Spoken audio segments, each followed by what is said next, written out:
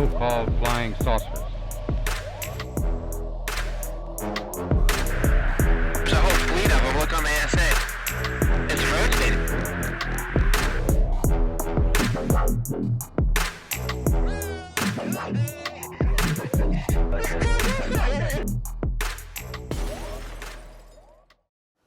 What do we know about the lady? Why are people like Jim Semivan in the intelligence community studying Chris Bledsoe? Why were they watching Greer? Why are they worried about contact? Can they control it? I don't think so. Should we engage with non-human intelligence? What is your definition of disclosure? I'm not sure what it even means to me. Now, let's get on with it. So today I want to talk about the lady. By the way, welcome to Kill the Stigma. The lady is very important. And the lady, we all know about it because of Chris Bledsoe. Chris Bledsoe, he had a case in 2008, then the lady in 2012, and that's when everybody in intelligence started being around him, interested in him, studying him.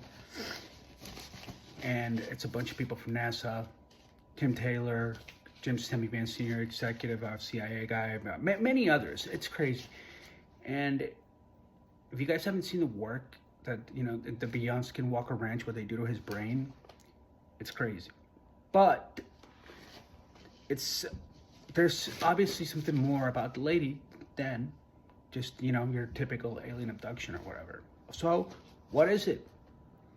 Well, if you want to find out, chapter 13, John Keel, Operation Trojan Horse. He talks about prophecies and the miracle of Fatima, Lady of Guadalupe. There's so many cases, man. So many cases. It's John Keel. It's freaking John Keel, and he is ahead of his time. So he makes a couple interesting patterns, and I want to share that. And I also want to caution, but let's listen to Jim Semivan real quick.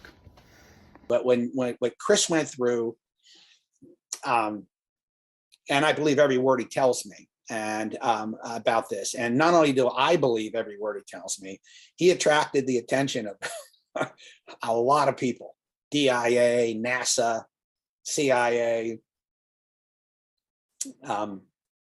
other agencies. Everybody wanted to get close to him. Everybody wanted to know as much as information as they possibly can, because his experience it took in not only the classic abduction scenario, because he had missing time, right, where he had no idea what was going on, right, but he also met the entities themselves, and he also met the lady. Yeah. And not many people meet the lady, and I think, and the lady is an element in all of this that really hasn't been explored very much.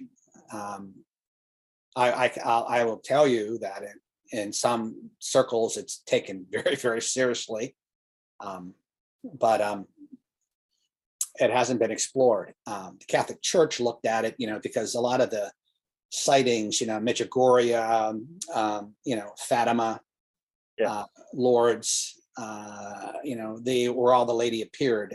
None of the children that saw any of this ever claimed it was the Virgin Mary. It was just the lady. It was just a lady who showed up. Right. Yeah. And I doubt the Virgin Mary had blonde hair and blue eyes. She was Semitic. So, and of course, the lady would lie, and the lady, would scare the living hell out of them, and fire and brimstone sometimes lovely messages. A typical a typical, abduction scenario where these beings, come to people and they tell them stories. They have a line about the environment and things along those lines, but they're generally, there's a trickster element to it. There is a physical, not very nice physical element to it. There's a very strong sexual element to it. It's not, I mean, sexual is homoerotic in some cases. And I don't know what the hell you make of that. I have no idea.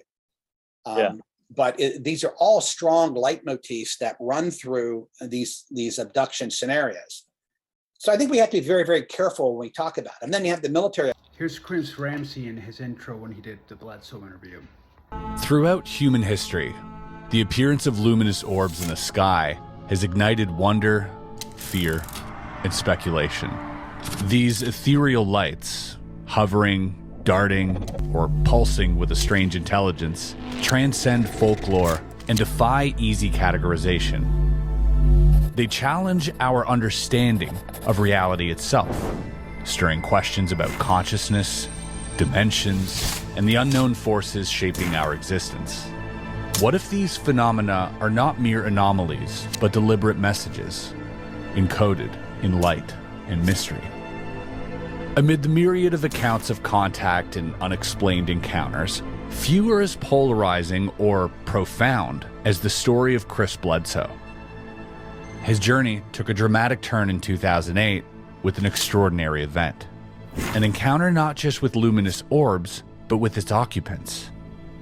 And what followed was a cascade of disbelief and ostracism, as his family became the target of ridicule, relegated to the fringes of their community. This eventually inspired Chris to write his best-selling book, UFO of God. In it, he recounts the events that upended his life. But more importantly, he unpacks the spiritual and existential questions those experiences forced him to confront. Bledsoe's story isn't just about UFOs or alien craft. It explores the deeply spiritual, intertwining divine intervention, ancient archetypes, mysterious healing abilities, prophetic messages, and even a burning tree. This tree just... All right, so not many people know about the lady. He says the lady shows up to people, lies, scares them, tell them all this stuff. Look, it's a lot of pages. Chapter 13, if anybody's interested, I will give them that information for no cost. Miracle of Fatima, 70,000 people showed up there. All right, 70,000 people. John Keel talks about there was photographs, but they somehow got confiscated. He talks about many other cases, and honestly, I'm not gonna lie, I read a lot of them.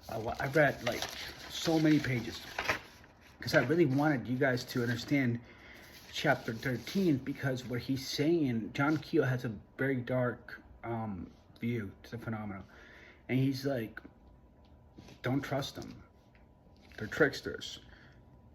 But when it comes to the lady, he's almost saying like that these prophecies do come true. He explains it as like they had to, the phenomena was desperate. It was something very important to the phenomena was happening, and he goes into like they can see the future, their phenomena can, and they needed to affect a mass event, so to affect like the religion or the psychology, the spirit, whatever, you know what I mean? Like change the trajectory of where humanity is going. And he talks about back in the day, it was Christianity, like with the Lady of Fatima, and now then it became extraterrestrials, and now it's all of the above. Time travel, the ultra-terrestrials, aliens. John Keel thought that these things were ultra-terrestrials, that they've been here for a very long time. He thinks it's the same thing as the demons and angels.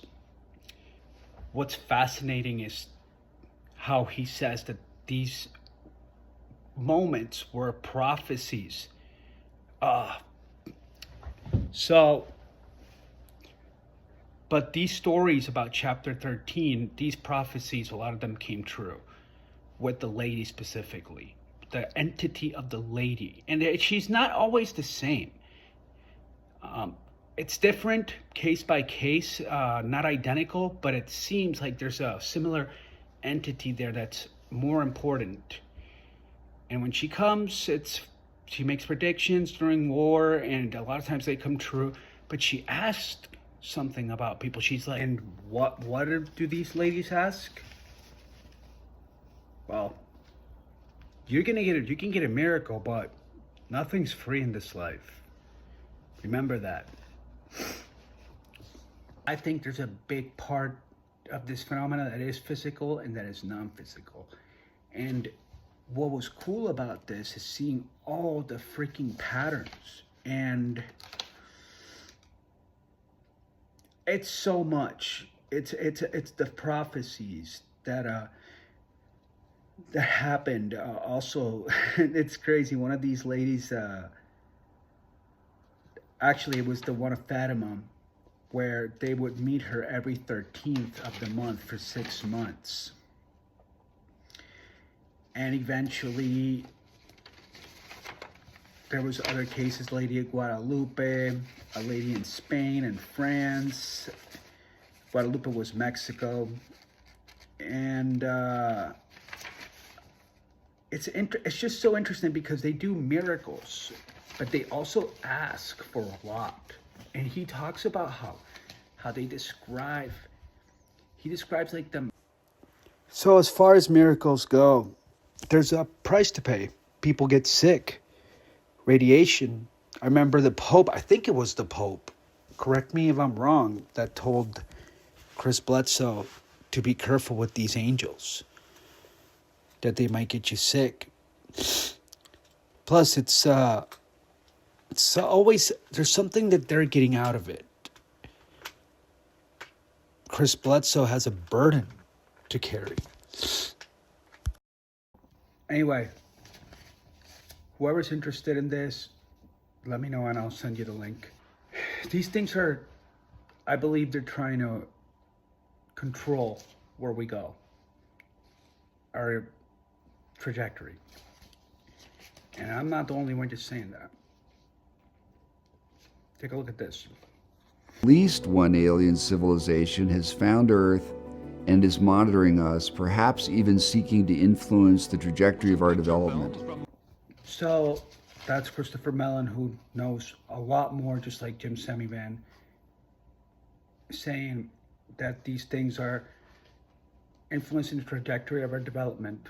Not only, and this is crazy because you can get into UFOs and like the technology, and it's a deeper rabbit hole that needs more evidence, but for sure it's a control system with religion, maybe with technology, man. I don't know.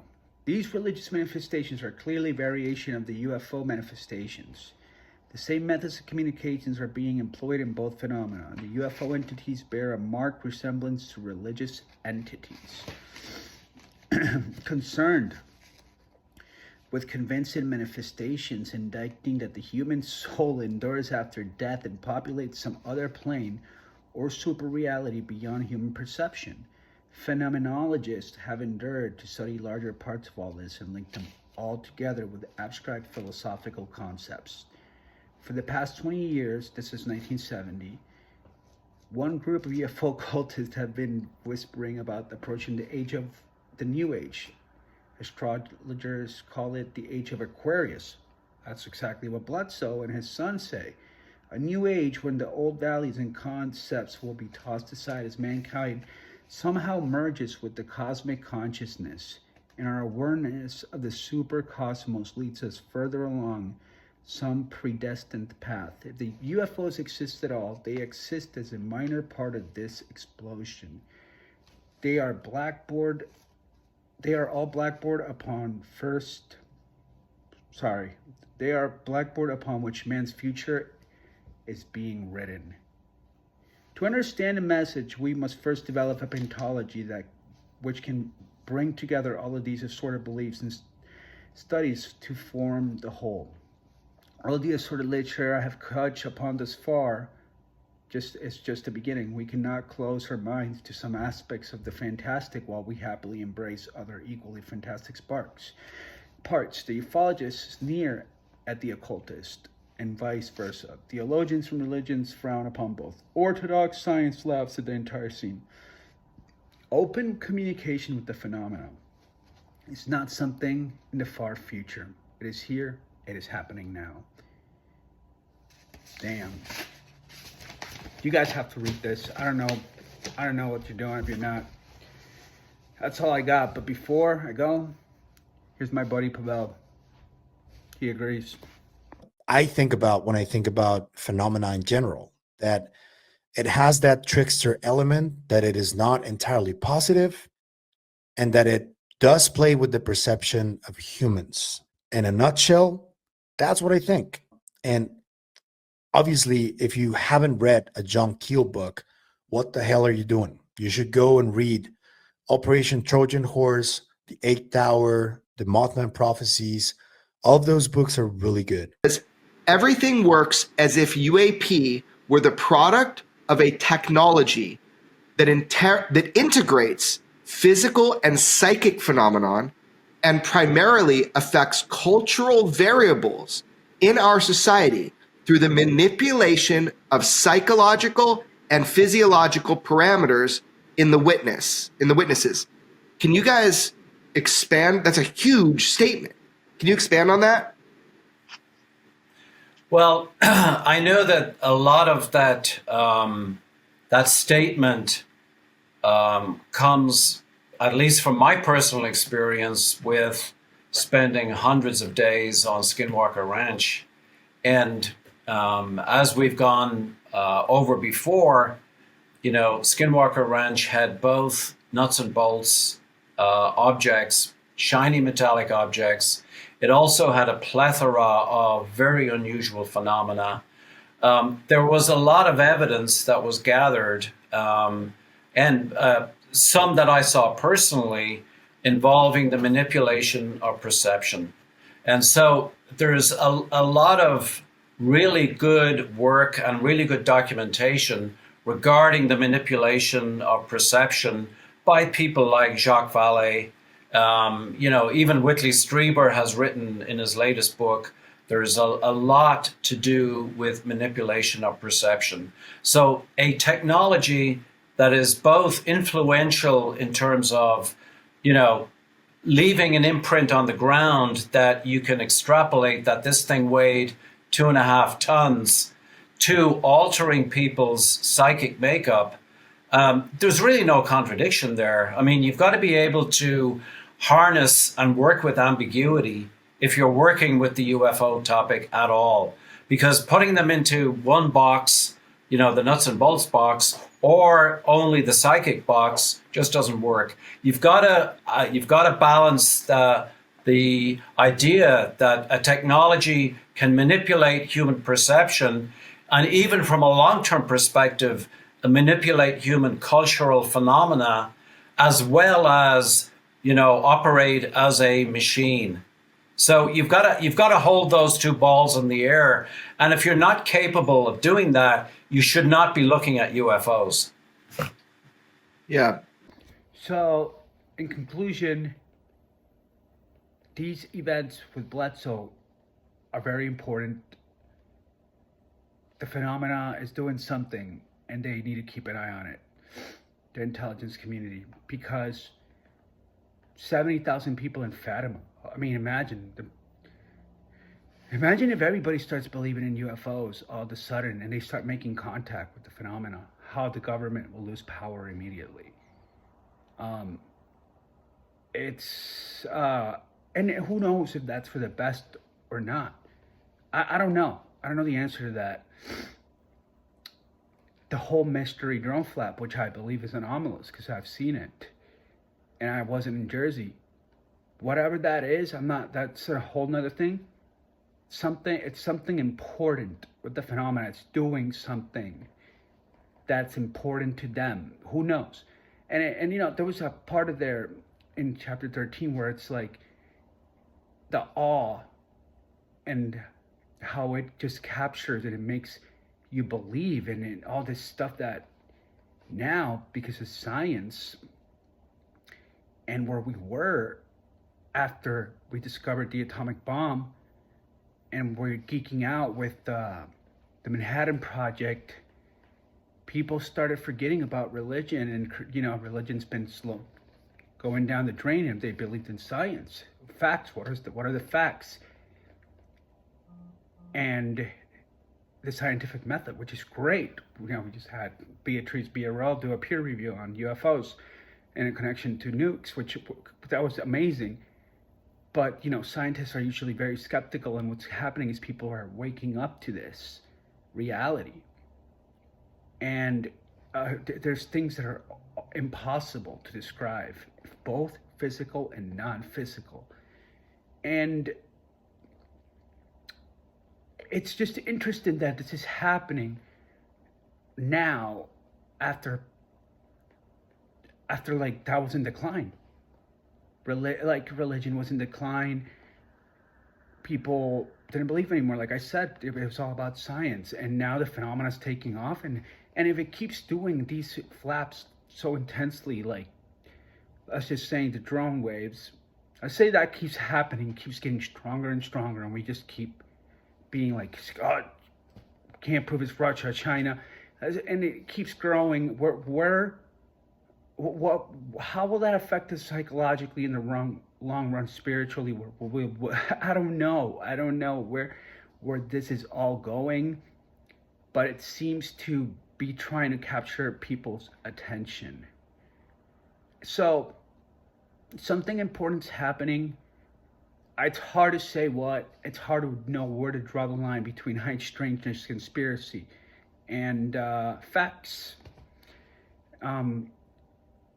I don't know, and it gets weird really quick, but I will say again, religion divides. Religion is a topic very dangerous throughout history.